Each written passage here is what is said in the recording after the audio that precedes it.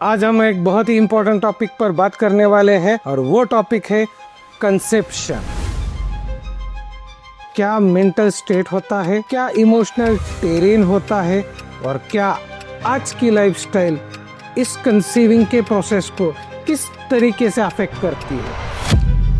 Pre conception सिर्फ pregnancy के लिए बॉडी को प्रिपेयर करना नहीं होता है, बल्कि एक फ्यूचर चाइल्ड के लिए एक stable genetics, stable hormones, physical health, mental health, structural abnormalities को अवॉइड करने के लिए इम्पोर्टेंट होता है कि जैसा पेड़ होगा वैसा फल होगा, जैसा फल होगा वैसे फिर वो पेड़ जनरेट करेगा।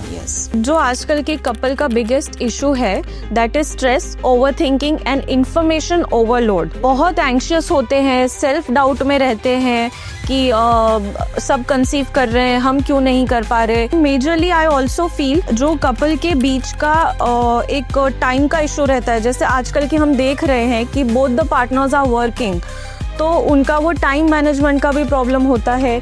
तो वो एकदम डेट स्पेसिफिक चले जाते हैं कि हमको यही डेट्स में प्रैक्टिस करना है, हमारा यही शेड्यूल रहेगा, which is a wrong practice. When couple have a bond तो उनके लिए वो टाइम मैटर नहीं करता है। अगर तुम्हारे पार्टनर के साथ इमोशनली, इंटिमेसीली स्ट्रॉन्ग कनेक्शन तुम्हारा है उनके साथ, तो ये मैटर नहीं करता कि तुम्हारे पास टाइम नहीं है या तुम बहुत एम्बिशियस हो। All these things doesn't matter. आपको अगर किसी ने बोला कि मैं वॉच कर रहा हूँ, सही से सब्जी बनाओ, तो हो सकता है गलती हो जाए, लेकिन यही आप अगर गाना गुनगुनाते हुए सब्जी बनाते हो तो उसका टेस्ट एक अच्छे फ्लेवर के साथ आता है, एक स्वाद के साथ आता है। वो वजह स्ट्रेस ये सिर्फ बिहेवियर को अफेक्ट नहीं करता, ये रिलेशनशिप के साथ उस इंटीमेसी को और उसके आउटकम को भी अफेक्ट करता है।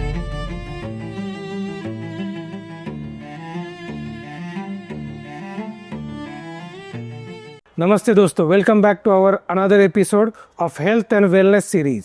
आज हम एक बहुत ही इंपॉर्टेंट टॉपिक पर बात करने वाले हैं और वो टॉपिक है conception, but not just trying to conceive, how we are conceiving. क्या मेंटल स्टेट होता है, क्या इमोशनल टेरेन होता है और क्या आज की लाइफस्टाइल इस कंसीविंग के प्रोसेस को किस तरीके से अफेक्ट करती है।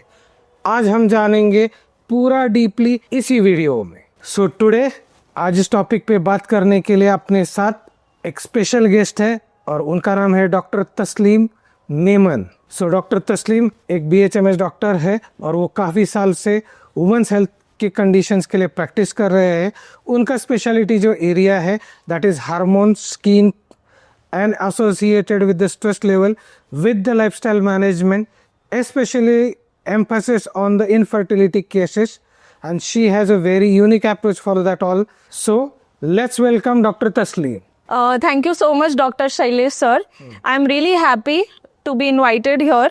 मुझे बहुत खुशी हो रही है कि हम एक ऐसे टॉपिक पे बात कर रहे हैं जिनसे बहुत सारे कपल्स स्ट्रगल कर रहे हैं, ओपनली डिस्कस नहीं कर पाते जो ट्रबल्स, हम उनको एड्रेस करने वाले हैं। So let's proceed ahead. So doctor तस्लीम, आज का टॉपिक कपल्स के लिए इतना इम्पोर्टेंट क्यों है? So what's makes pre conceptional health more than just fertility? Okay, सो प्री कंसेप्शन सिर्फ प्रेगनेंसी के लिए बॉडी को प्रिपेयर करना नहीं होता है, बल्कि एक फ्यूचर चाइल्ड के लिए एक stable genetics, stable hormones, physical health, mental health, structural abnormalities को अवॉइड करने के लिए इम्पॉर्टेंट होता है। जैसे एक हेल्दी सॉइल पे एक हेल्दी प्लांट उगता है, वैसे ही हेल्दी पेरेंट्स से हेल्दी बेबीज बॉर्न होते हैं। So fertility is basically just one part of the story, while immune system, hormones, stress, lifestyles are a completely different part which is important as well. You mean to say that कि जैसा पेड़ होगा वैसा फल होगा, जैसा फल होगा वैसे फिर वो पेड़ जनरेट करेगा। Yes. सो फर्टिलिटी के लिए pre conceptional thought process, emotional, mental makeup, couple thought process, their environment, एक तरीके से जो लोग ये वर्ड यूज करते हैं गर्भ संस्कार करने के लिए पहले की प्रोसेस, यानी कि एक एम आप रखते हो कि आपको कंसीव करना है एज अ कपल, तो उसके लिए ये एक हेल्दी थॉट रहना कितना इम्पोर्टेंट है। सो डॉक्टर तस्लीम, आपके प्रैक्टिस में जो कपल आपसे सलाह मशवरा करने आते हो वो किस मेंटल या इमोशनल स्टेट में आते हैं वैसे तो? सो जो आजकल के कपल का बिगेस्ट इशू है that is stress, over thinking and information overload. बहुत एंशियस होते हैं, सेल्फ डाउट में रहते हैं कि सब कंसीव कर रहे हैं, हम क्यों नहीं कर पा रहे. लॉस ऑफ कनेक्शन होता है दोनों पार्टनर्स के बीच में, और उनका जो प्रैक्टिस रहता है वो यूजुअली कैलकुलेटेड रहता है, डेट्स के बेस्ड रहता है. तो ये यूजुअली प्रॉब्लम्स आई सी. सो मेरे हिसाब से कि क्या ये लोग ज्यादा, आपको ऐसे नहीं लगता आजकल कि टेस्ट को ज्यादा तवज्जो दे रहे, किसी ने बोला 12वें दिन के बाद रिलेशनशिप रखो उसी पे ज्यादा दे रहे, मतलब instead of enjoying process they are more ever target oriented. Don't you think so? Yes, 100% this is the only reason. And majorly I also feel कि जो कपल के बीच का एक टाइम का इशू रहता है. जैसे आजकल के हम देख रहे हैं कि both the partners are working, तो उनका वो टाइम मैनेजमेंट का भी प्रॉब्लम होता है. तो वो एकदम डेट स्पेसिफिक चले जाते हैं कि हमको यही डेट्स में प्रैक्टिस करना है, हमारा यही शेड्यूल रहेगा, which is a wrong practice. So you mean to say that कि this is not like a task or this is not like a target. You're supposed to enjoy the process. Then and then only you can able to hit the target which you are expecting is. Yes, 100% correct, doctor. So you said again, now both the partners are working. So do you think so this workload, that ambitious nature or that stress work related, which is actually affecting that relationship, which actually affecting that conception? Well, in many cases it is positive, but in my experience when couple have a bond, तो उनके लिए वो time matter नहीं करता है. अगर तुम्हारे partner के साथ इमोशनली, इंटिमेसीली स्ट्रॉन्ग कनेक्शन तुम्हारा है उनके साथ, तो ये मैटर नहीं करता कि तुम्हारे पास टाइम नहीं है या तुम बहुत एम्बिशियस हो. All these things doesn't matter. So my basic counseling to these couple is कि अपने पार्टनर के साथ स्ट्रॉन्ग बॉन्ड क्रिएट करो, on emotional level, on physical level, on intimacy level, on trust level. So very important thing, the whole scenario, if we judge, it means that as much you love your profession, that much time you devote for that, or the degree which you take, that you already invested so much time for it. Likewise, for this conception process also you need to be that much dedicated. As being male or as being female, both the people need to give time to their own relationship, and not only time, it should be the quality time. They should have that good interaction, and they should give that much 100% to each other, whether they are working or not, because to do the work is a part of the system. What we are talking about is what's the priority defines the destiny. If you are going to keep the priority, you are definitely going to get that outcome. Yes. But if the priority is not being defined and has not been taken care when, it is not, definitely it is going to affect the couple's health, whether it is emotional, mental, physical, or whether it is a future, or whether it is to become a parent or not. So it's, after all, both the people means it's, we are talking about the couple, not of the single person. Correct. So doctor, आपने अपनी practice में observe किया होगा that intimacy turns into a scheduled duty. So how does it affect the couple emotionally? Basically, see, when it becomes the schedule, what happens is, because it's become the duty, means now they are going to lose the romance in that relationship. So it's like I need to perform, like it's a 12 day, it's a 14 days, it's a 16 day, they need to perform, means they feel like it's a target, like the usually in the offices they get कि इतना इतना काम करो तो इतना इतना आपको 8 hours में complete करना है. So what happens is that affect the bonding of that couple. By default, they feel that कि no, let's do it as our doctor already said. So that actually affect the romance, that bedroom environment got impacted. By default, they can't enjoy that relationship. And even though if the scenario which is full of stress, frustration and target oriented, that definitely not going to work, and that not only affect that act which they are going to perform, but that going to act, that relationship not for that moment, but that moment onwards. Means what? They start thinking इस तारीख को ही relationship रखना है. लेकिन generally speaking, being a physician, I would like to say something all about this. देखिए 3 concept होते हैं. एक होता है अर्ली कंसीव, एक होता है नॉर्मल कंसीव यानी कि जो टाइम स्पैन में होता है, एक होता है लेट कंसीव यानी डिलेड कंसीव. अगर आपको ये वर्ड समझने हैं तो सोनोग्राफी में कंसीव करने के बाद लिख के आता है कि early conceive, normal conceive and delayed conceive. ये 3 का कॉन्सेप्ट मैं बताता हूँ. कुछ लेडीज़ में ओव्यूलेशन अर्ली केस में होता है, अर्ली फेज में होता है, और अर्ली फेज में होने की वजह से वो लेडीज़ 15-16वें दिन ही कंसीव कर जाते हैं, या उसको बोलते हैं अर्ली कंसीव. या कुछ लेडीज़ में 12 से लेके 20 तारीख तक ही या 18 तारीख तक ही एग्स ओवुलेट होके ब्रेक होके कंसीव हो जाता है, जो कि एक नॉर्मल एवरेज लोगों के अंदर दिखता है. लेकिन कुछ लोगों में डिलेड या लेट कंसीव दिखता है. मतलब कुछ केसेस में 20 से लेके 24वें दिन तक भी कंसीव होने वाले पेशेंट्स हमने देखे. तो वेरी इंपॉर्टेंट थिंग इज, ये जो प्रोसेस है उसको एक रूटीन से ज़्यादा एक एन्जॉयबल मोमेंट, इंटीमेटेड इवेंट समझ के उसको बॉन्डिंग क्रिएट करके करोगे तो you will get that kind of outcome. याद रखिए, हर चीज़ में हमने पहले भी सुना है, पढ़ाई करते समय मन शांत होना चाहिए. कहीं पे अगर आप कुछ एक्ट, ड्रामा या कुछ भी कर रहे हो तो आपका माइंड फ्रेश होना चाहिए, आपकी रेस्ट हुई होनी चाहिए. सेम वे रिलेशनशिप में अगर आपको कंसीव करना है तो आपका दोनों लोगों का बॉन्डिंग उसी लेवल का होना चाहिए, तभी वो आउटकम जनरेट होगा. और अगर आप बोलोगे डॉक्टर साहब लेकिन हमने ओव्यूलेशन मॉनिटरिंग की हुई है तो उसके अंदर तो हमको दिखा था कि इसका ब्रेक इस तारीख को रिलीज होता है, इस टाइम को ब्रेक होता है.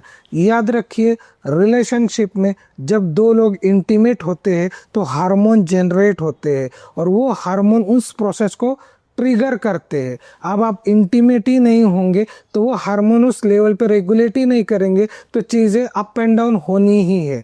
याद रखिए, टेस्ट करके, रिलेशनशिप करके अगर बच्चे पैदा होते तो दुनिया के अंदर फिर लोग तारीख देख के जैसे शादियाँ कर रहे वैसे तारीख देख के रिलेशनशिप करते और फिर बाकी के दिन दूर रहते.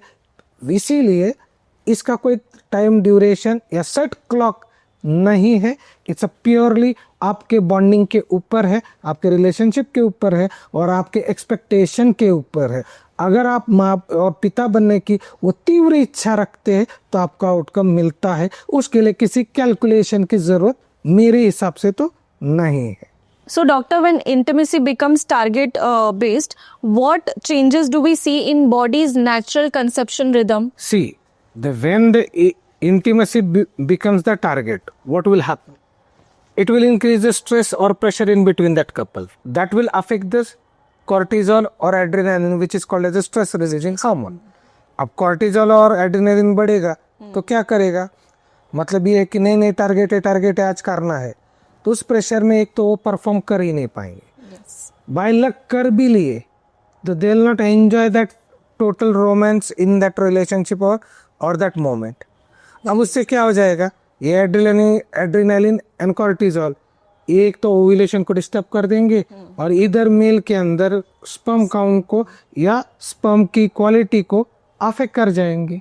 सो ओवरऑल वेरी सिंपल, आपको अगर किसी ने बोला कि मैं वॉच कर रहा हूँ, सही से सब्जी बनाओ, तो हो सकता है गलती हो जाए. लेकिन यही आप अगर गाना गुनगुनाते हुए सब्जी बनाते हो तो उसका टेस्ट एक अच्छे फ्लेवर के साथ आता है, एक स्वाद के साथ आता है. वो वजह स्ट्रेस ये सिर्फ बिहेवियर को अफेक्ट नहीं करता, ये रिलेशनशिप के साथ उस इंटीमेसी को और उसके आउटकम को भी अफेक्ट करता है. सो टारगेट ओरिएंटेड रहना मेरे हिसाब से सही नहीं है. टारगेट को याद रखना ज़रूरी है लेकिन उसको एंजॉय करके परफॉर्म करना चाहिए.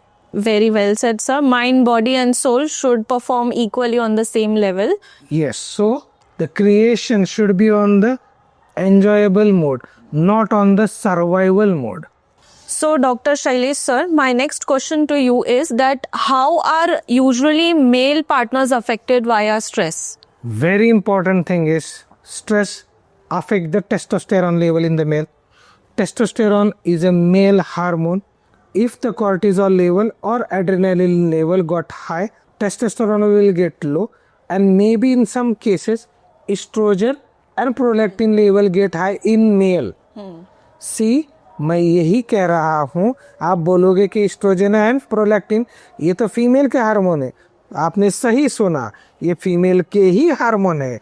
लेकिन जब सिचुएशन स्ट्रेस की वजह से चेंज हो जाती है तो ये हमने ऑब्जर्व किया है कि मेल के अंदर मेल का हार्मोन यानी टेस्टोस्टेरोन वो लो हो जाता है और फीमेल का एस्ट्रोजन प्रोलैक्टिन ये हार्मोन अप हो जाता है, जिसके वजह से लो स्पर्म काउंट रहना, स्पर्म की मॉर्फोलॉजी खराब हो जाना, स्पर्म की क्वालिटी खराब होना, स्पर्म की क्वांटिटी खराब होना, साथ ही साथ जो अप्रोच करने के लिए या रिलेशनशिप में जो कॉन्फिडेंस होना चाहिए, I can able to perform positively, वो लॉस हो जाना, इंतुजियाज्म वीक हो जाना, एम ऑब्जेक्ट मिस हो जाना, इसी के साथ थकान रहना, रिलेशनशिप प्रॉपर नहीं होने की वजह से चिड़चिड़ाहट आना, ये सब चीज़ें मेल के साथ स्ट्रेस की वजह से होती है। I always say to my all patients, जिसकी रात सही उसका दिन सही।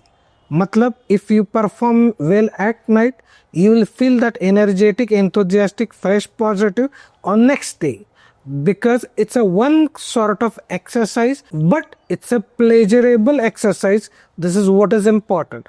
But point is what, company का stress, family का stress, finance का stress, future का stress, past का stress, bad habits चीज़ें सब ने इतना over pressurize कर दिया है कि which is that person himself lost himself. मतलब ये है कि जब वो बंदा घर पे आता है तो वो उस मोड में है, वो फेज में रहता ही नहीं। हम अक्सर क्लिनिक में पेशेंट्स को क्या बोलते हैं, जैसे आप आपके शूज़ बाहर निकालते हो और घर में इंटर करते हो, वैसे आपका स्ट्रेस, परेशानी, दिक्कतें उसको भी बाहर छोड़ के घर में आओ। ऑफिस में ऑफिस की तरह रहो, घर में घर की तरह रहो। जैसे हॉल का एक इम्पोर्टेंस है वेयर द पीपल गैदर्स, जैसे किचन का इम्पोर्टेंस है जहाँ पे the food is getting cooked, वैसा बेडरूम का भी एक इम्पोर्टेंस है और उसके एनवायरनमेंट का भी एक इम्पोर्टेंस। सो स्ट्रेस, ये सिर्फ लोग क्या कहते हैं, नहीं उसकी वजह से हेल्थ खराब होती, नहीं, उससे पूरे रिश्ते ही खराब होते हैं। हेल्थ तो एक पार्ट है, रिश्ता ही नहीं बचेगा तो बाकी की तो चीज़ें रहेगी नहीं। Okay, so Dr. Shailesh sir, we have also seen in our daily practice that male partners are usually under performance pressure. So how does it affects on the conceiving process? Basically इसमें दो ही targets है, एक कि उनको बोला कि इस तारीख को परफॉर्म करो, दूसरा उसकी वजह से क्या होता है, they are always keeping in the thought, जैसे नहीं होता कि आपको 30 तारीख लास्ट डेट है, उस तक का आपको टारगेट अचीव करना है, तो उस बंदे के अंदर वो कंटिन्यू प्रेशर रहता है। उससे क्या हो जाता है, दो ही प्रॉब्लम, एक तो इरेक्शन डिफिकल्ट हो जाएगा, यानी इरेक्शन होगा ही नहीं, या फिर अगर हो भी जाएगा तो फिर अर्ली इजैकुलेट हो जाएगा। अब सवाल ये है, जब आपको बताया गया है कि इस वक्त ये ऐसा हो सकता है, अब इससे क्या बोलते हैं, आपका प्री डिफाइंड थॉट प्रोसेस कर दिया है, जिस वजह से आपका मेंटली ब्लॉक हो चुके हैं। करेक्ट। अब आपको क्या हो गया, आपको परफॉर्म करने का स्ट्रेस आ गया, होगा कि नहीं, होगा कि नहीं, होगा कि नहीं। अब भाई ये तो ऐसी बात नहीं है ना कि ये 4 लेटर है इसको लिख के भेज दो, भाई ये तो एक्ट है ना, इसमें erection, ejaculation, performance, intimacy, environment, वो कोजीनेस, ये भी तो होना चाहिए। इसीलिए स्ट्रेस की वजह से इरेक्शन एंड अर्ली इजैकुलेशन, ये दो major target usually men face करते हैं। और इससे फिर क्या हो जाता है, इससे वो जो मेल है वो मेंटली ब्लॉक हो जाता है। अब एक बात बताइए, मेंटली ब्लॉक हो जाने के बाद फिर कंसीव करने का या इंटीमेट करने का सवाल ही पैदा नहीं होता, because he is not getting what is to be done now. अब वो तो ऐसा कुछ ड्रामा नहीं है ना, वहाँ जाके आपने कुछ एक्ट कर दिया और आप चले आए, भाई उसके अंदर वो एक बोलते हैं ना कनेक्टिविटी भी तो चाहिए। Connectivity is necessary. Yes. Yes. So, Dr. Taslim, emotion safety for women. So, how much partner support influence the conception? Okay, so basically मेरे क्लिनिक में जब कोई कपल आता है इनफर्टिलिटी का केस लेके, तो यूजुअली वो देखते हैं कि फीमेल्स का प्रॉब्लम है, आप उनके मेंसेस रेगुलेट करो, आप उनका ओव्यूलेशन रेगुलेट करो, आप उनके हार्मोन्स रेगुलेट करो. But I ask why. Before marriage वो लेडी के मेंसेस भी नॉर्मल थे, वो लेडी के हार्मोन्स भी नॉर्मल थे, she was mentally fit, she was physically fit. तो शादी के बाद ये प्रॉब्लम क्यों आई? परफेक्ट. करेक्ट. तो इसका सिंपल आंसर यही है कि यूजुअली हमारी सोसाइटी में फीमेल्स को प्रेशर में रखा जाता है. फीमेल्स को सोसाइटी का प्रेशर होता है, फीमेल्स को पार्टनर्स का प्रेशर होता है, फीमेल्स को इन लॉज का प्रेशर होता है. ये प्रेशर की वजह से उनके हार्मोन्स डिसरेगुलेट होते हैं, उनके साइकिल डिसरेगुलेट होते हैं, उनकी मेंटल स्टेबिलिटी डिसरेगुलेट हो जाती है, जिसकी वजह से उनको कंसेप्शन में डिफ़िकल्टी रहती है. नेचर ने वुमेन को इस तरीके से बनाया है कि उसका कंसीव करना ये उसका नेचर है. तो वो नेचर विदाउट एक्सटर्नल इफेक्ट्स के चेंज नहीं हो सकता. You mean to say that the stress, that relationship pressure, that in-laws, family, society, everybody's pressure is actually the one of the important reason to affect that lady's hormonal state, even though the mental state, even though that relationship, quality of that relationship of that two people. Very very correct sir. And one more thing, जब मैं किसी female से personally बात करती हूँ in these cases, तो मैंने ये देखा है कि 90% ऑफ फीमेल्स को पता ही नहीं है कि इंटरकोर्स क्या प्रोसेस है. Very true. उनको ये चीज़ का बेसिक नॉलेज ही नहीं है कि ये प्रोसेस या ये प्लेजरेबल एक्ट होता क्यों है. उनके लिए बस दिमाग में यही डाला जाता है कि तुम्हारी शादी हो चुकी है, अब तुम्हें बच्चे करने. वो प्रेशर में ना उनसे बच्चे हो पा रहे, ना उनकी हेल्थ स्टेबल रह पा रही है, एंड प्लस उनको ही ब्लेम किया जा रहा है कि तुम कंसीव नहीं कर पा रही हो, मेरे बेटे में तो कोई प्रॉब्लम नहीं है. लेकिन मोस्ट ऑफ द केसेस में आप एक्सपीरियंस क्या करते हो कि स्पर्म का क्वालिटी अच्छा नहीं है, स्पर्म मोटिलिटी ठीक नहीं है, किसी का स्पर्म का थिकनेस इज नॉट नाइस, किसी के केस में हैबिट्स खराब है. Yes. किसी का हस्बैंड रिलेशनशिप करने के लिए रोज रीजन दे रहा है, आज मैं थक गया हूँ, आज मुझे वर्कलोड था, आज मेरी तबीयत ठीक नहीं है, आज मुझे कैसे तो भी हो रहा है. कल तो एक पेशेंट ने क्या बोला, मेरा हस्बैंड मुझे बोलता है रिलेशनशिप करते हैं ना तो तेरे को बैक पेन की तकलीफ है ना, we should avoid the relationship. अब इस कंडीशन में क्या हुआ, वो लेडी बोल रही मुझे कंसीव करना है, Yes. मेरा हस्बैंड सपोर्ट नहीं कर रहा, यहाँ पे मेरे इन लॉज मुझे प्रेशर कर रहे, ना व्हाट टू डू. अब इसके अंदर क्या हो गया, लेडी बोले तो गलत, जेंट्स बोले तो सही. अब एजुकेटेड पीपल है फिर भी माइंडसेट वही है. हाँ, वेरी ट्रू. और वर्स्ट पार्ट ये है कि सर वो वाइफ बाहर आके बता भी नहीं सकती कि उसके पार्टनर को प्रॉब्लम है, वो रेडी नहीं हो रहा है, वो बहुत मेजर प्रॉब्लम है. So being educated people, we have to educate our daughters, our sisters that this is the actual concept. Conceiving is a two-way process, not a single way process. Correct. Absolutely. और सबसे बड़ी बात, बहुत perfect बात मैं बताता हूँ कि कोई भी मदर अपने बच्चे का यानी कि डॉटर की शादी करने के पहले उसके पीरियड रेगुलराइज करना, सब कुछ करके एक प्रॉपर रखना, ये सब मदर को पता होता है. Yes. इसलिए वो पूरा प्रोसेस क्लियर करके ही वो बोलते हैं कि कल जाके इसको तकलीफ न हो. लेकिन कोई ये नहीं जानता कि आधा काम उन्होंने करके दिया. Yes. लेकिन आधा काम जो जहाँ पे शादी करके जा रहे उनका भी उसके अंदर एक पॉजिटिव वाला रोल होना चाहिए, वो नेगेटिव वाला रोल हो जाता है. जैसे डॉक्टर तस्लीम ने कहा, रिलेशनशिप को टाइम ही नहीं है, मतलब क्या कि शादी हो गई कि करो बच्चे पैदा. लेकिन सवाल ये है, एक दूसरे को समझ रहे हैं, एक दूसरे को जान रहे हैं, एक दूसरे को पसंद कर रहे हैं, कनेक्ट हो रहे, कम्युनिकेट हो रहे, तो बात इंटीमेट होने की तो बहुत दूर की बात हो गई. लेकिन दिक्कत क्या है कि कोई सिचुएशन को समझने की कोशिश ही नहीं कर रहा है.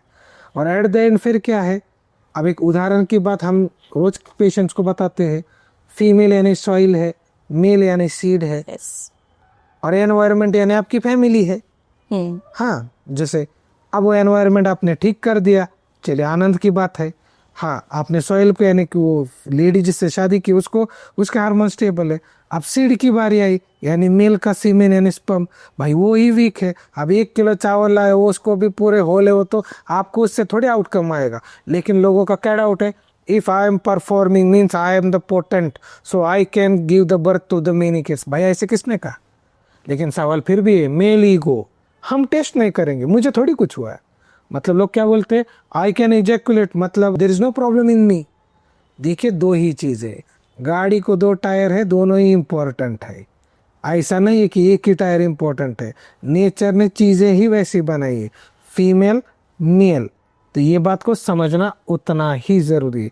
So in short, emotional, physical, mental, every level, every aspect, family aspect, social aspect, economical aspect, even though the household aspects, Yes. every aspect is important in terms of that female, because शादी करके वो आपके घर आई है, आप उसके घर नहीं गए हो, है ना। तो उसको कंफर्टेबल करने के लिए आप कितना कोऑपरेट करते हो, दैट्स मोस्ट इम्पॉर्टेंट। और सबसे बड़ी बात, अगर हम एजुकेटेड है और हम ये बात मानते हैं कि वुमेन्स का भी उतना ही डेडिकेशन है, तो हमें सिर्फ कहना नहीं चाहिए, उस तरीके से एक्ट और रिएक्ट दोनों ही करना चाहिए। क्योंकि रिश्ता 2 लोगों ने मिलकर बनता है, एक से नहीं बनता है। और हम क्या बोलते हैं, एक लेडी 2 घर का नाम बड़ा करती, एक अपने माता पिता के यहाँ का, एक जाके शादी करके जाते। लेकिन दिक्कत क्या होती है, नैरो माइंडेड लोग या रिश्तेदार वो कहीं ना कहीं से पिन कर रहे, लेकिन अफेक्ट वो लेडी हो रही है। Yes. इसीलिए देखिए आप बोलोगे कि डॉक्टर सिर्फ आप फेवरेबल बात कर रहे फीमेल के लिए, no, I am talking about just reality. Reality check. क्योंकि ये रियलिटी चेक है, आप घर पे देखना। Yes. क्योंकि ये तो बात मैं रिलेशनशिप की कर रहा हूँ, लोगों की तो यहाँ तक बात है, मेरा घर है, मेरा बेटा है, मेरा हस्बैंड है, तू क्या लेके आई। ये हमने क्लिनिक में बातें सुनी है लोगों की, ये घर के लोग बैठे, वो लेडी बैठी, वो हस्बैंड बैठा, हमने अरे हमारे सामने बातें देखी है। तब लगता है अरे वो लेडी का घर कौन सा, और तब ये लगता है कि क्या वो लेडी यहाँ पे इतना टॉर्चर हो रहा है तो उसके रियलिस्टिक लाइफ में वो किस परिस्थिति से गुजरती होंगी। यहाँ तक कि वो लेडी अगर कंसीव कर दी गई ना, तो भी उसको प्रेशर, लड़का होना चाहिए, हाँ वो हेल्दी ही होना चाहिए। भाई उसके हाथ में है क्या? भाई उसके हाथ में है क्या? और एक तो सबसे बड़ी बात ये भी तो समझना जरूरी है, XY ये मेल के पास है, X ये फीमेल के पास है, Y मेल का जाएगा तो शायद कुछ चांसेस बन सकते हैं। लेकिन फिर भी वो तो बेचारी जन्म दे रही है, आप उसको उस वक्त भी प्रेशर में डाल रहे हो। Moral of the story is, women's health, each and every aspect is important. So don't neglect this and just think, आप भी एक फीमेल हो और आपको एक फीमेल की दुख तकलीफ परेशानी को समझने की इच्छा होनी चाहिए, ना कि मेरी सास ने मुझे तकलीफ दी तो मैं अगली जनरेशन को भी दूंगी। It's time to change. Okay. So, Dr. Shailesh sir, a relaxed mind will have a relaxed hormone, Absolutely. and that will in turn have a smooth ovulation and Yes. better implantation. Absolutely. So, mind, body, and soul of both the partner need to work together to achieve that target and to go through the process which is called as a conception. Okay, sir. So I wanted to ask you कि earlier generation में fertility issues इतने कम क्यों थे और आज के time में इतने increase क्यों हो चुके हैं? सबसे इम्पोर्टेंट बात, हम एजुकेशन से आगे बढ़ गए, डिजिटली साउंड हो गए, टेक्निकली इम्प्रूव हो गए, लेकिन हम हेल्थ वाइज डिटोरिएट हो गए। Okay. वो कैसे? पहले के ज़माने में थे, खेत जोतते थे, कहीं पे काम करते थे, और वहाँ पे इतना इंफ्रास्ट्रक्चर, इतना मॉडर्नाइजेशन, इतनी फैसिलिटीज नहीं थी। सवाल क्या था, सुबह उठे, खेत में गए, काम करे, आए, दोपहर में धूप पड़ गई, खाना खा के वही पेड़ के नीचे छाँव में सो गए, शाम को जल्दी से खाना खाए, क्योंकि लाइटें नहीं थी, गांव में इतनी फैसिलिटीज नहीं थी, रास्ते नहीं थे, और किसी के पास स्मार्टफोन नहीं था। भले इंसान स्मार्ट था लेकिन फोन स्मार्ट नहीं था, तब की बात कर रहा हूँ मैं। और तब क्या था, फिर अर्ली ईटिंग फूड्स, रात को जल्दी सोते थे, सुबह जल्दी उठते थे, और एक्सरसाइज के नाम पे पूरी कसरत होती थी। फिर गाय भैंसों का करना हो, चाहे खेत का काम करना हो, चाहे घर में चीज़ें करनी हो, चाहे सब्जी बनानी हो, चाहे फिर वो जो सब्जी के लिए जो मसाला प्रिपेयर करने के लिए जो प्रोसेस करना होता था लेडीज़ को, या फिर जैसे लस्सी छाछ बनाने के लिए वो जो इंस्ट्रूमेंट यूज़ करते थे, या मिर्ची पाउडर बनाने के लिए वो जो डंका यूज़ करते थे, या फिर गेहूं का वो आटा बनाने के लिए वो जोतते थे, या फिर पानी कुएं से उठा के लादने वाली औरतें होती थी। तो इसमें बात क्या थी? पूरा विचार नेचुरल थे, खाना नेचुरल था, कोई सिंथेटिक इन्वॉल्वमेंट नहीं था, कोई रेफ्रिजरेशन नहीं था, कोई फ्रोजन फूड नहीं था, कोई इम्पोर्टेड टास्क नहीं थी, कोई गाय भैंसों को इंजेक्शन नहीं थे। तो इस वजह से उनकी हेल्थ पूरी परफेक्ट थी। अब ये बात हो गया अपनी फिजिकल एंटिटी की। अब बात करते हैं मेंटल एंटिटी की। आज की डेट में शहरों में, स्पेशली मेट्रो सिटीज में क्या है? एसी है, सूट्स है, बड़ा बंगलो है, कंप्यूटराइज सिस्टम है, बड़ी बड़ी गाड़ियां है, लेकिन घर में जो 4 लोग हैं, 4 के चेहरे 4 तरफ है। मतलब इंसान पैसे कमाने का मशीन बन गया, लेकिन उसके पास हैप्पीनेस उसका खो गया। क्यों? क्योंकि फैमिली बॉन्डिंग लॉस हो गए। यही हम पहले की बात करते थे, 20-20 लोगों का परिवार होता था, खुशी से रहते थे, रिश्तेदार फेस्टिवल एक साथ मिलके सेलिब्रेट करते थे, पता ही नहीं चलता था कि जिंदगी कब की कब बीत गई, कब बच्चा जन्मा, कब जवान हुआ, कब उसकी शादी हुई, कब वो दादा परदादा बना, कब वो अपने पोतों को देख रहा है। लेकिन आज प्रॉब्लम पता है क्या है? लोगों को वक्त जाने के लिए ये क्लास कर रहा हूँ, वहाँ जाके स्ट्रेस मैनेजमेंट कर रहा हूँ, यहाँ जाके सेल्फ अवेयरनेस कर रहा हूँ, यहाँ जाके नहीं मुझे सुबह वॉकिंग को जाना है। क्यों? क्योंकि अब वो अकेला बन गया है। लेकिन हम क्या बोलते हैं?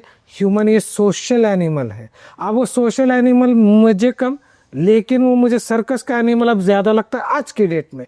क्योंकि उसको पता है क्या है, 7 बजे की ट्रेन है, 8 बजे का इन है, उसके बाद वहाँ पे पंचिंग करनी है, उसके बाद बॉस को अप्रोच करना है, फिर मुझे आज का टारगेट सुनना है, दोपहर को 2 बजे 3 बार मुझे कॉफ़ी पीनी क्योंकि मुझे एनर्जी चाहिए, मतलब बैड हैबिट। उसके बाद फिर 2 बार स्मोक करना है, उसके बाद ज़बरदस्ती जो भी पैकिंग का फूड मिलता है, फास्ट फूड आता है, फ्रोजन फूड, उसको खा के दिन ढकेलना है, दिन भर हाई वोल्टेज एसी में, हाई वोल्टेज प्रेशर में बैठना है, और उसके बाद रात को फिर धक्के खाते खाते उसी ट्रेन से पसीने से लथपथ घर पहुंचना है। और फिर घर में जाके फैमिली सीन कि मम्मी का कुछ और चल रहा है, बीबी का कुछ और चल रहा है, कहीं और का कोई एक्सपेक्टेशन है, और कम आने वाली की सैलरी 30,000 एक्सपेक्टेशन 3 लाख वाली। मतलब मेंटल भी गया, फिजिकल भी गया, इमोशन भी गया, और उसके बाद फिर भी हम क्या बोलते? मुझे डबल डिग्री है, क्या करे, नहीं क्या करे, क्या करे। और हम क्या देख रहे? सर्टिफिकेट में ज़िंदगी। हम क्या देख रहे? सैलरी में प्रोग्रेस। हम क्या देख रहे? लग्जरी में प्रेस्टीज। यही सब प्रॉब्लमेटिक हुआ है। और सबसे बड़ी बात, तुम मुझे जानते नहीं हो, सबको अपने आप को किंग समझना है और एक दूसरे को डोमिनेट करना है। और आजकल एक नया फैशन चालू है, मैं किसी को कम कितने तबीयत से दिखा सकता हूँ, उसका ट्रेंड चालू है। लोग खुशी के लिए बर्थडे नहीं सेलिब्रेट करते, दूसरे को कम दिखाने के लिए बर्थडे सेलिब्रेट करते। अच्छा, लाइफ से क्या चाहिए और हम किस तरफ जा रहे, हमें खुद को ही नहीं पता। अब आप बोलोगे कि डॉक्टर इसका ताल्लुक उधर कैसे? देखिए, 100 बात की एक बात, माइंड इज की टू द बॉडी। जिसके माइंड में कचरा है उसको हर चीज़ में कचरा ही दिखेगा, और उसके साथ सिचुएशन भी वही होगी। एक तो वेरी सिंपल, आज की डेट में अगर रहना है, नॉर्मल रहिए, पॉजिटिव रहिए, अपने काम के लिए मतलब रखिए, जो ज़िंदगी आपको मिली है उसमें खुश रहना सीखिए, और जितना आपके पास है शायद किसी और के पास उतना भी नहीं है, तो उसको एंजॉय करना सीखिए। और सबसे बड़ी बात, हमें अगर बिलियनर भी बन जाते तो खानी 2 ही रोटी है, हाँ, ये भूलना नहीं चाहिए, बेसिक जिसको बोलते हैं। और एक सबसे बड़ी बात, लोगों का, दोस्तों का, साथ वालों का, कलीग्स का, परिवार का, रिश्तों का रिस्पेक्ट करना सीखिए, ताकि वो आपका रिस्पेक्ट करे। देखिए, याद रखिए, डोमिनेट करने से ईर्ष्या बढ़ती है, रिश्ते नहीं बनते, वो टिकते भी नहीं है। एक दिन इतना स्ट्रेच कर जाओगे, फिर वक्त भी नहीं मिलेगा संभालने के लिए। इसीलिए पहले के ज़माने में अपेक्षाएं कम थी, इसलिए तकलीफें नहीं थी। अब अपेक्षा ही अपेक्षा है, मतलब अंदर आते समय भी पूछा नहीं तो भी तुमने क्यों नहीं पूछा भाई, काम से मतलब है कि पूछा आओ कि नहीं, अगर नहीं पूछते तो भी नहीं आता और पूछते तो आता, ये क्या पॉइंट था। इसलिए ईगो को साइड में रखिए और अंदर के दिल में से लोगों का रिस्पेक्ट कीजिए, क्योंकि आप भी इंसान है और वो भी इंसान है। Thank you so much, sir. I'm sure many young people will be inspired by this and take lesson from whatever you have said now. देखिए, ट्रीटमेंट देना, आउटकम देना, वो हमारा काम है, वो हमारा टारगेट है और हम उसमें मास्टर है, नो डाउट अबाउट इट। लेकिन याद रखिए, रिश्ते को रिश्ते की तरह रखोगे तो रिश्ता भी रिश्ते की तरह आउटकम देगा। हाँ, क्योंकि वो किसी चीज़ का मोहताज नहीं है कि आप डोमिनेट करोगे और वो परफॉर्म करेगा, it's not necessary.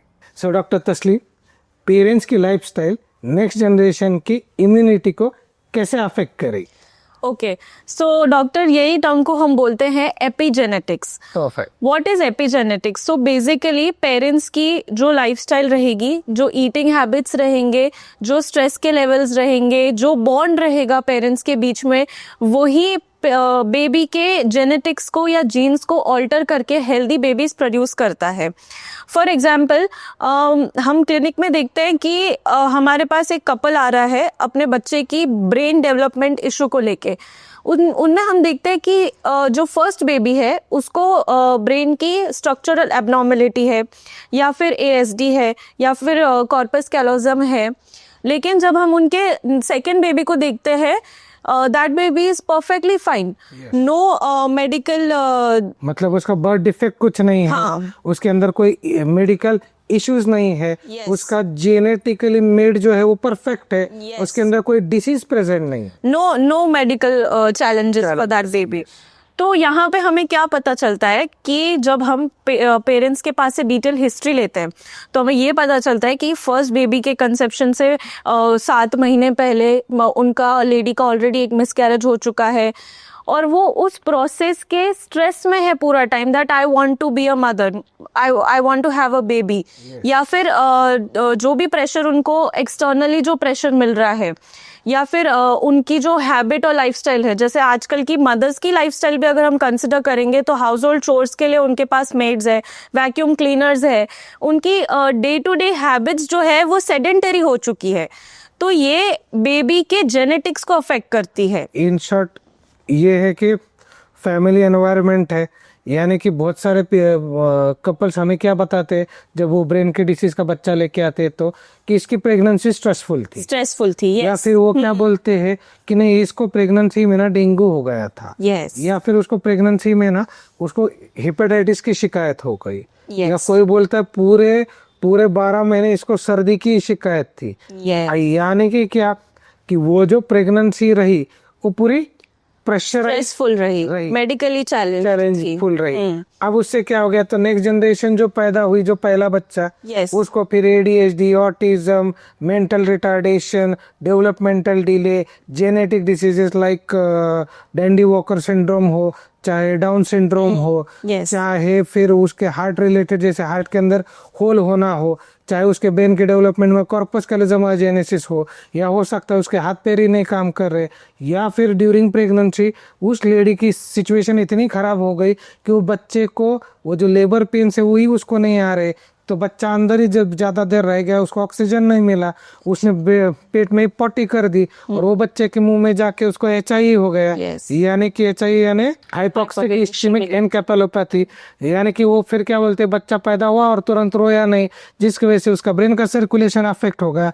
In short ये सब जो सिनारियो है वो मायने करता है। यस, सो बेसिकली पेरेंट्स की लाइफस्टाइल, उनके स्लीपिंग पैटर्न्स, उनके टॉक्सिन्स बेबी के जीन्स ऑन एंड ऑफ करती है और बेबी के इम्यूनिटी को भी रिफॉर्म करती है।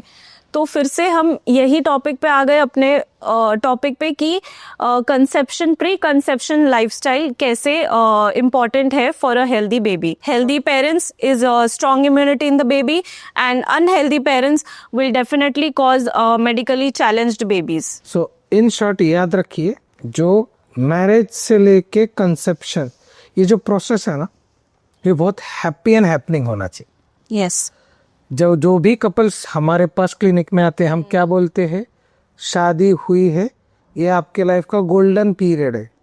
मीन्स वॉट, ये बॉन्ड आपको लाइफ टाइम आपको एक साथ रखेगा या एक दूसरे से अलग रखेगा. तो इसके अंदर एक सिर्फ साथ रह के फायदा नहीं है, कपल को एक साथ रहना चाहिए. पहली बात माइंड बॉडी एंड सोल से फर्स्ट. सेकंड बेबी चाहिए, ये जो प्रोसेस है ये दोनों के लिए एप्लीकेबल है. थर्ड बच्चा होगा तो सिर्फ माँ ही मैं बच्चा पैदा कर सकती हूँ ये साबित नहीं होगा, एक बाप भी है वो जो मैं पिता बन सकता हूँ ये भी साबित होगा. सो responsibility is for the both the parent, not for the one person. And सबसे लास्ट एंड इम्पोर्टेंट, रिश्ता है तो ही अगला रिश्ता है. रिश्ता ही सही नहीं है तो उम्मीद ही छोड़ दीजिए कि यही रिश्ते की प्रॉब्लम है तो अगले रिश्ते का तो, या फिर वही हम जो देखते हैं कि अगर पेड़ वीक है तो फल भी वीक आता है. और वही वीक फल यानी कि ब्रेन के इश्यूज, हेल्थ के इश्यूज, हार्ट के इश्यूज, बॉडी डेवलपमेंट के इश्यूज और पूरी जिंदगी बर्दाश्त करना पड़ता है. देखिए सोल्यूशन नहीं है ऐसा नहीं है, लेकिन भाई जब हम आपको गाइड कर रहे हैं फिर भी आप उस चैलेंजेस को जानने के लिए या उसको एक्सपीरियंस करने की इच्छा क्यों ही रख रहे हैं. Yes. So it should be not you versus me, it should be us versus them as a couple. Yes. So we are just here to help you to understand guys. रिश्ता सिर्फ नाम लिखने के लिए नहीं होता. Yes. वो सिर्फ क्या लगता है? दिखाने के लिए भी नहीं होता. वो ज़रूरत होता है एक दूसरे को समझने की और एक दूसरे को समझ के नेक्स्ट रिश्ते के लिए खुद को प्रिपेयर करने का प्रोसेस. सो डॉक्टर तस्लीम, पेशेंट्स क्या कहते हैं, डॉक्टर साहब रिपोर्ट्स नॉर्मल है फिर भी कंसेप्शन क्यों नहीं हो रहा है या डिले क्यों हो रहा है, क्या लगता है आप? So doctor, my answer to this is very simple कि एक रिपोर्ट कार्ड, एक स्कूल का रिपोर्ट कार्ड हमें बच्चे का कैलिबर नहीं बता सकता. हो सकता है कि एक बच्चा अपने स्कूल में टॉपर रहा हो लेकिन लाइफ में उसने कुछ नहीं किया है. वैसे ही जब हम किसी मेडिकल रिपोर्ट्स को देखते हैं तो उनके नीचे लिखा होता है कि प्लीज कोरिलेट क्लिनिकली. उसका मतलब ही ये होता है कि ये रिपोर्ट सिर्फ तुम्हारे रेफरेंस के लिए है. रिपोर्ट्स अच्छे हैं इसका मतलब ये नहीं है कि बंदा अच्छा है, अंदर से सब ठीक चल रहा है, इसका मतलब ये बिल्कुल नहीं है. यू मीन टू से कि report is only one of the way, that is not the final court of appeal. Yes, very true. So report ये एक पार्ट हुआ. तब बात करेंगे डॉक्टर तस्लीम से कि उनके हिसाब से एट एक्चुअल हेल्थ, जिसे रिपोर्ट को तो उन्होंने एक्सप्लेन कर दिया, तो एट एक्चुअल हेल्थ कैसी रहनी चाहिए. So will you please share with that all thoughts. So actual health में पेशेंट इमोशनली स्टेबल होना चाहिए, स्लीप साइकिल रेगुलर होनी चाहिए, स्ट्रेस बैलेंस्ड होना चाहिए, बॉडी में इन्फ्लेमेटरी प्रोसेस नहीं होने चाहिए, एनर्जी लेवल्स इक्वल रहने चाहिए. ऐसे नहीं है कि दिन में आप बहुत एनर्जेटिक हो, by afternoon you are drained. हमारा ये बॉडी पैटर्न नहीं है. बॉडी पैटर्न जैसा रहता है हेल्थ के एनर्जी के रिलेटेड वैसा ही स्टेबल रहना चाहिए. और गट हेल्थ अच्छी रहनी चाहिए, आपका डाइजेशन अच्छा रहना चाहिए, तभी आपके हार्मोन लेवल्स एक्टिव रहेंगे, आपके हार्मोन लेवल स्टेबल चलेंगे तो आपकी ओवरऑल हेल्थ भी स्टेबल रहेगी. इसका मतलब डॉक्टर तस्लीम ने ये पॉइंट क्लियर किया है, रिपोर्ट के साथ आपको भी सही फील होना चाहिए. Yes. जैसे कि food on time, sleep on time, exercise on time, and everything need to be planned, scheduled, positively, energetically, enthusiastically. याद रखिए रिपोर्ट नॉर्मल है तो चेहरे पे स्माइल आ ही जाएगी, लेकिन वो स्माइल हेल्थ अच्छी है तो ही आएगी. पता चले बंदा उठ नहीं पा रहा है, doctor is saying report is normal, भाई रिपोर्ट का क्या आचार थोड़ी डालना है. So doctor Tasleem, anaemia, blood sugar, thyroid, gut health, why it is important to get it corrected before conception? So, sir, we have seen that anemia will cause poor egg regulation, thyroid will cause irregular cycles, gut issues will cause nutrient absorption problems, high sugar levels will cause hormonal issues, and so that is why it is very important to correct these parameters before conceiving, because these parameters are the building blocks of your health. So, Dr. Shailesh sir, I wanted to know that how is a father's life impacting sperm quality, epigenetics, and baby's immunity. So basically, alcohol, smoking, late night works, overloaded stress, which all affecting the DNA of that father. Yes. So now, if the father DNA is getting impacted, by default, it is going to affect the baby's DNA, which actually going to cause बच्चे का जो emotional, mental and physical उसको disturb कर देगा. अगर father का DNA healthy है तो बेबी का डीएनए हेल्दी रहेगा.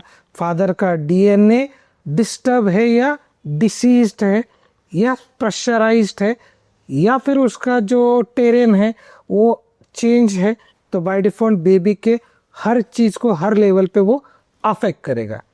That is what father's health while conceiving is very important in terms of mind, body and soul, even though in genetics, in structural way, even though in the lifestyle manner. So sir, you mean to say कि जो हम देखते हैं कि बच्चों में genetic problems रहती है या फिर हेरिडिटरी ट्रबल्स रहती है या फिर स्किन इश्यूज होते हैं, प्रेजेंटेशन होता है, स्किन का कलर, हेयर का टेक्सचर, ये सब डीएनए रिलेटेड होता है. सो अगर स्पर्म का डीएनए एबनॉर्मल रहेगा, स्पर्म की क्वालिटी खराब रहेगी, तो ऑटोमेटिकली जो बेबी का डीएनए होगा वो भी स्पॉइल हो जाएगा. That is what last generation का डीएनए अफेक्टेड है तो नेक्स्ट जनरेशन का भी अफेक्टेड आएगा. सो डॉक्टर तस्लीम, स्पेशली मेन के लिए आप क्या मैसेज देना चाहते हैं? सो मेरा मैसेज ये है कि जब मेल अपने फीमेल पार्टनर को सपोर्ट करता है तो फीमेल रिलैक्स्ड रहती है, सेफ फील करती है, उनके हार्मोन्स बैलेंस्ड रहते हैं और वो एक हेल्दी प्रेगनेंसी के लिए रेडी रहती है. तो प्रेगनेंसी सिर्फ एक फीमेल रिस्पॉन्सिबिलिटी नहीं है. फादर की सपोर्ट के बिना प्रेगनेंसी नॉर्मल रहना is next to impossible. Absolutely. अगर आपकी वाइफ प्रेग्नेंट है तो उनको टाइम दीजिए, उनके साथ वॉक करिए, उनके साथ क्वालिटी टाइम स्पेंड करिए, उन्हें उनके साथ खाना खाइए, उनको हैप्पी फील करो, हैप्पी फील कराइए. इसका मतलब ये बिल्कुल नहीं है कि आप सिर्फ फेसबुक पे डाल रहे हो 1 month to go, 2 months to go. वो जर्नी आपको साथ में हैप्पीली एक्सपीरियंस करनी है ताकि आपका जो बेबी हो वो जब बॉर्न हो तो ऑटोमेटिकली उसका बॉन्ड मदर और फादर के साथ इक्वल रहे. That is what healthy pregnancy के लिए मदर के साथ साथ फादर का भी रोल उतना ही इम्पोर्टेंट है. So yes, not only stage together but याद रखना, बात करते समय, चलते समय, खाना खाते समय आप एक बॉन्ड क्रिएट कर रहे हो नेक्स्ट जनरेशन के साथ. तो अगर आपको next generation healthy, happy, energetic, enthusiastic चाहिए, बिल्कुल आप ही की तरह, तो वैसे आप भी बनिए. So, Dr. Shailesh sir, I wanted to ask you that you have treated so many cases of infertility. In many of the cases, patient come to us कि lady की menstrual cycle is okay, male का sperm count and sperm motility, sperm की quality is okay. Then what is causing the delay? What is your opinion about it? सबसे बड़ी बात, report एक part of the story है. Second point is emotional bonding. Third, किसी किसी case में family के अंदर वो एनवायरनमेंट ही नहीं है. चौथी बात, रिपोर्ट्स नॉर्मल है लेकिन कंसीव करने के लिए, प्रोसेस के लिए कभी एक partner out of the city, कभी दूसरा partner out of the city है. चौथी बात, इंटीमेसी का लैकिंग रहना, क्योंकि सिर्फ रिपोर्ट नॉर्मल के लिए हम कोई एग्जाम थोड़ी दे रहे है ना. और इस क्योंकि एग्जाम में हर बंदा अपना अपना पेपर लिखता है, यहाँ पे 2 लोग एक पेपर लिख रहे हैं ना. सो बट ऑब्वियस है, इसी का मतलब है mind, body and soul need to work all together. This is what's the problem is. That is what is been addressed in homeopathy, where we do couple counseling, where we address what kind of exercises, what kind of things that they need to be get it done to conceive properly. Even though क्या food खाना चाहिए, कितना wait रहना चाहिए, कौन से report में किधर किधर क्या इश्यूज है, उसको हम टोटली एड्रेस करते हैं. इसी की वजह से लोग, ये जो आपका सवाल था कि reports are normal still they are not getting conceive, भाई रिपोर्ट अलग अलग नॉर्मल है. इट्स अ जॉइंट प्रोसीजर और joint venture outcome to get it conceive. So this is what we educate and this is report normal होके सिर्फ काम नहीं होगा. Yes. Okay. So, sir, my question to you is male factor, low motility with anxiety. In these cases, how does homeopathy help? Very important question. आपने अगर हमारा video male infertility का अगर देखा होगा तो आपको ये पूरा कनेक्टिविटी समझ में आएगा कि ये किस तरीके से रिलेटेड है. अब उसको मैं शॉर्ट में एक्सप्लेन करता हूँ. याद रखिए, मेल में सिर्फ काउंट 50 मिलियन 70 मिलियन होके फायदा नहीं है. उसके अंदर एक्टिव स्पर्म कितने हैं, उसके अंदर डेड स्पर्म कितने हैं, उसमें स्पर्म का मॉर्फोलॉजी यानी कि उसका हेड बराबर है क्या, टेल बराबर है क्या, बॉडी बराबर है क्या, उसका स्पर्म का क्वालिटी यानी थिकनेस बराबर है क्या, उसका क्वांटिटी यानी 5 ml बराबर है क्या, ये सब भी उसमें देखना पड़ता है. और ये उसके 2-3 रीजंस होते हैं. एक तो टेस्टोस्टेरोन का डेफिशिएंसी हो सकता है. 2 जो कि एपिडायनामिक्स यानी कि जो स्पर्म का सीमेन को कैरी करने वाला डक्ट है उसके ऊपर अगर कुछ सिस्ट या कुछ बन गया है जो कि उसको प्रेस कर रहा है, जिसकी वजह से भी ये हो सकता है. तीसरा, किसी को कॉन्फिडेंस का इश्यू हो तो वो हो सकता है क्योंकि वो परफॉर्म ही नहीं कर पाए. किसी के बॉडी हेल्थ इश्यूज हो जैसे बीपी, थायराइड, डायबिटीज अनकंट्रोल हो और उसको इरेक्शन इम्पोर्टेंसी की दिक्कत हो तो भी ये प्रॉब्लम हो सकती है. साथ ही साथ जैसे काम का ओवरलोड है, वर्क स्ट्रेस है, वजन ज़्यादा है, सिटिंग हैबिट है, सेडेंटरी लाइफस्टाइल है, जिसके वजह से एंजाइटी टू द परफॉर्मेंस है तो भी ये दिक्कत आती है. And homeopathy has a best solution for it. Anxiety की बात करता है, आप बोलोगे कि डॉक्टर साहब से बात कर रहे हो, ऐसा किधर लिखा है क्या? एकोनाइट में जाइए, इग्नेशिया में जाइए, सोराइनम में जाइए, स्टाफिसाग्रिया में जाइए, आपको एंजाइटी के बारे में लिखा हुआ मिलेगा. पहली बात. दूसरी बात, आप बोलोगे टेस्टोस्टेरोन के बारे में, आप सबल सेरुलाटा में जाइए, एग्नस कैस्टस में जाइए, न्यूपार्लिटियम में जाइए, आपको वो भी वहाँ पे मिलेगा. आप बोलोगे कि वहाँ पे सिस्ट फॉर्म हो गया, कालीब्रोम ले लीजिए, एपिस ले लीजिए, ये दवाई में कैलकुलेट फ्लूर ले लीजिए, इसके अंदर लिखा हुआ है. आप बोलोगे सीमेन पानी की तरह आ रहा है, बोरेक्स बोविस्टा ड्रग को पढ़ लीजिए, आपको उसके अंदर वो भी मिलेगा. अब ये बात वेरी क्लियर है. करते कैसा है, याद रखिए, मैंने आपको नाम बता दिए, ये इंग्रेडिएंट है लेकिन ये रेसिपी नहीं है. जैसे कि आजकल एक फैशन चल रहा है, हमने यूट्यूब पे दवाई का नाम सर्च किया, हमने लेके हमने खा लिया. याद रखिए, पनीर की सब्जी बनाने के लिए पनीर लेके आओ, ये यूट्यूब पे बताते हैं. अब ये कोई बड़ी बात नहीं हो गई, अब पनीर की सब्जी के लिए पनीर ही लगेगा, लेकिन प्रोसेस करने का जो तरीका है, that recipe is also important which we follow.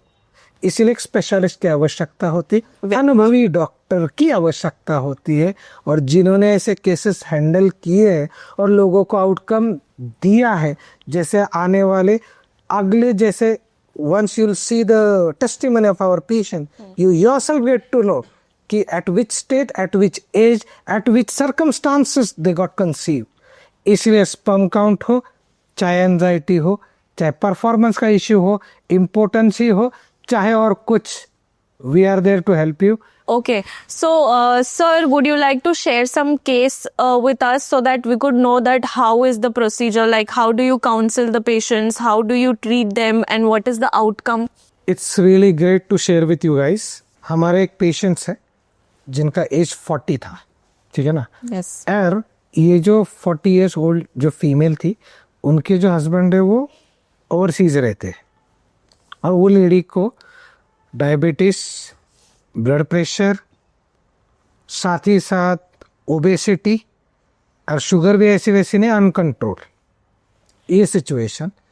और उस लेडी को डॉक्टर ने खुद कहा था कि you will not gate conceive normally, और अगर गलती से आपने कंसीव कर भी लिया तो you will not deliver a normal healthy child. ठीक. और वो पेशेंट मेरे पास आए थे और वो पेशेंट को मैं डायबिटीज़ और लाइफस्टाइल मैनेजमेंट के लिए मैं ट्रीटमेंट दे रहा था। अब जैसे 4-6 महीने ट्रीटमेंट चला तो उन्होंने ये बात मेरे से शेयर की कि डॉक्टर, मेरे हस्बैंड ओवरसीज़ रहते हैं, 3 महीने के लिए वो अभी आने वाले हैं इंडिया में, और ये हमारा इशू है, और I am 40 years old, so is there any scope. हमने कहा कि ठीक है, अब एक काम करते हैं। डॉक्टर्स का उन्होंने मुझे जो मैंने आपको पहले बताया कि नहीं होगा, या बेबी हेल्दी नहीं होगा, या 40 साल के हो गए तो बेबी में डिफेक्ट आ सकता है, जेनेटिक इश्यूज आ सकते हैं, तो हमने ये सब उन्होंने मुझे क्लियरिटी दी थी। तो हमने क्या किया, मैंने उनको पूछा कि वो कब आएंगे। बोले कि अभी 3 महीने हैं और 3 महीने के बाद वो आएंगे। मतलब कोई बात नहीं, काम करते हैं, let's start working from today, कि आपकी हेल्थ के जो भी पैरामीटर्स जो उसमें एरर दिखता है जो रिपोर्ट में है, और जो मेंटल लेवल, फिजिकल लेवल, या फिर आपकी फैमिली हिस्ट्री में है, हम उसको एक बार नोटिफाई करते। Then we draw the protocol कि कहाँ पे इश्यूज है, या कौन से पॉइंट को हमें एड्रेस करना पड़ेगा। फिर हमने उनका केस में उनके फैमिली हिस्ट्री से, पास्ट हिस्ट्री, मेडिकल हिस्ट्री, उनका रूटीन, उनका लाइफस्टाइल, उनका वर्किंग स्टाइल, उनका वेट मैनेजमेंट, उनके डिसीज मैनेजमेंट, उनके मेंस्ट्रुअल साइकिल्स, उनके ovulation monitoring, everything we define, उसका एक प्रोटोकॉल बनाया, और उनको उसके साथ में लाइफस्टाइल जो चेंजेस अपडेट्स है वो दिए, फूड चेंजेस बताए। उन्होंने उस चीज़ को, देखिए एक बात है, जो क्वालिटेटिव इंसान होते हैं उस बात का उतना वो इम्पोर्टेंस रखते, उसको वो एग्जीक्यूट भी करते। Here I am appreciating that lady. देखिए, सिर्फ एक अच्छा डॉक्टर चूज करना ही सब कुछ नहीं होता, आपने भी डॉक्टर के साथ कोऑपरेट होपफुली एंड पॉजिटिवली करना चाहिए, because doctor is there to help you, guide you and give you the suggestion and way out with the treatment part, but at the end execute and perform ये आप ही को करना है। And that's not only the work with that mind set कि नहीं, I would like to become mother, तब जाके वो चीज़ें बनती है। True. मीनवाइल हमने उनके हस्बैंड से भी फ़ोन पे बात की। हमने उनसे ये भी पूछा कि आप कुछ इश्यूज फेस कर रहे हैं, आपका वेट का क्या इशू है क्या कुछ, या आपको कोई बीमारियां है, या आपका वर्क रिलेटेड कोई स्ट्रेस है।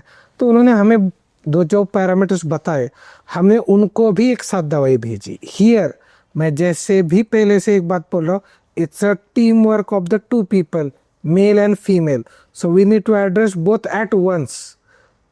गाड़ी चलेगी तो दोनों पहिए एक साथ चलेगी, एक पहिया आगे एक पहिया पीछे, ऐसा नहीं होगा।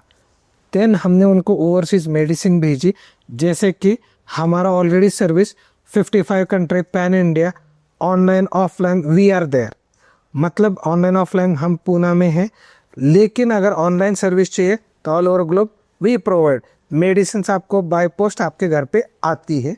Here we use that opportunity given them, and by the positive response by her husband and by that patient, ये जब हुआ, ही केम टू इंडिया, हमने एक बार फिर से एक पॉजिटिवली देखने के लिए, ताकि एक कपल को भी कॉन्फिडेंस आना चाहिए, हमने सोनोग्राफी, इनका टेस्टोस्टेरोन, स्पर्म क्वालिटी, इनके बाकी के शुगर है, एवरीथिंग, थायराइड वगैरह सब टेस्ट कर लिए, all parameter we seen perfect. अब they are ready to go for it. फिर हमने उनको गाइड किया कि आपको इस तरीके से प्रोसेस करना है, ये मेडिसिन स्पेसिफिकली इसके लिए है, फीमेल के लिए too easy to conceive, male के लिए to have that strength, stamina to perform it well without anxiety and with positive attitude. And आप विश्वास कीजिए, सिर्फ उस लेडी को कंसीव नहीं हुआ, उस लेडी के 9 month happily, healthily, energetically, without a single disturbance. ना कि वो लेडी का कभी ब्लड या बीपी शूट हुआ, ना कभी उसको अचानक ब्लीडिंग हुई, ना उसको नौशिया वॉमिटिंग की उतनी शिकायत हुई, क्योंकि ये प्राइमी थे, यानी कि फर्स्ट टाइम ही कंसीव कर रही थी। ना ये लेडी को कोई और परेशानी हुई। Healthily, happily 9 months 9 days she passed. She have a daughter now. I think so she is like a 4 or 5 months old. ये बताना इसलिए ज़रूरी है, if there is a will, there is a way. And if you have a will, we are there to help you to get that way. So This is what conceiving is a process. It's not a target. It will become target. It will get achieved if you follow the process. इसके लिए panic होना, परेशान होना, frustrate होना, irritate होना, एक दूसरे को तुम नहीं करते, तुम नहीं करती, तुम नहीं ध्यान देते, मैं नहीं ध्यान देती, इससे परे उठिए. लोगों ने इतनी सारी चीज़ों से आउटकम निकाला है, उनको बेनिफिट मिला है. देखिए वीडियो बनाने का पर्पस क्या है. इंफॉर्मेशन मैंने पहले ही कहा है दुनिया में बहुत है. Correct information mind body and soul को कनेक्ट करके आउटकम बेस्ड इंफॉर्मेशन, साथ ही साथ एग्जीक्यूशन कि आपको सिर्फ इंफॉर्मेशन नहीं देते, हम आपको एग्जीक्यूट करने में हेल्प करते हैं. So in terms of pre conceive, conceive means during pregnancy, और if you are facing issues like male infertility, female infertility, और एग्स तैयार नहीं हो रहे, AMH ड्रॉप हो गया है, ओवरियन रिजर्व मेंटेन नहीं हो रहा है, फाइब्रोइड्स की वजह से तकलीफ आ रही है, या ऐसा कुछ भी हार्मोनल इश्यूज है जो कि आपको अफेक्ट कर रहा है, so feel free to contact us. और सबसे important thing, I would like to thank Dr. Tasleem for joining this podcast today with us and enlighten all our audience for this very important and necessary topic. So thank you so much, Doctor, for today's session. Thank you so much, sir. It was a really wonderful and a very educative session. I'm so glad that I could see homeopathy in a different perspective with your experience, with your knowledge, and it was my pleasure to be on this podcast with you. Thank you so much for the opportunity, sir. Thank you so much. So, if you like our podcast, don't forget like, share, and subscribe. And even the most important, if you help those couple who actually needed it, that will be the great help for their life also. So blessings ऐसे ही कमाए जाते हैं दोस्तों. So stay tuned. Sir, we have surprise questions for you, which you have to answer rapidly to educate our audience. So, are you ready, sir? Of course. My first question is कि अगर आपको एक sentence में बताना हो कि सबसे common emotional mistake couple क्या करते हैं in the journey of conceiving. The bond is missing in between two people. Okay. And the next question is क्या बॉडी कपल्स को सिग्नल देती है कि तुम्हारी बॉडी में कुछ प्रॉब्लम है या तुम्हें कहीं करेक्शन की ज़रूरत है बिफोर कंसीविंग, जो वो अवॉइड करते हैं या उनको पता नहीं चलता है? Yes. जैसे कि टाइम देना रिश्ते के लिए, दूसरी बात ओव्यूलेशन मॉनिटरिंग, तीसरी बात सीमेन काउंट नॉर्मल है अब नॉर्मल है, चौथा सीमेन का क्वालिटी नॉर्मल है अब नॉर्मल है, और सबसे last important point, are they ready to be a mother और father. Okay, very nice sir. My last question is कि if you have to choose between emotional correction and hormonal balance, तो आप किसको ज्यादा priority दोगे? But obviously emotions, because याद रखिए emotion is a presentation of your hormone stability और instability. अगर आपका जैसे थायराइड वाले लोग चिड़चिड़ ज़्यादा करते हैं, हाइपोथायराइड वाले, यानी कि हार्मोन का इफेक्ट इमोशन पे, इमोशन का इफेक्ट हार्मोन पे जाएगा. तो इसीलिए इमोशन इज इम्पोर्टेंट. इसीलिए मैं हमेशा कहता हूँ प्यार से, तमीज से, इज्जत से और स्माइल से रिश्ते को चलाइए. डोमिनेट करके, इरिटेट करके, डिच करके, सप्रेस करके और बार बार पिंच करके रिश्ता नहीं चलाया जाता. So I definitely prefer emotion. Thank you so much. Thank you so much. Thank you guys.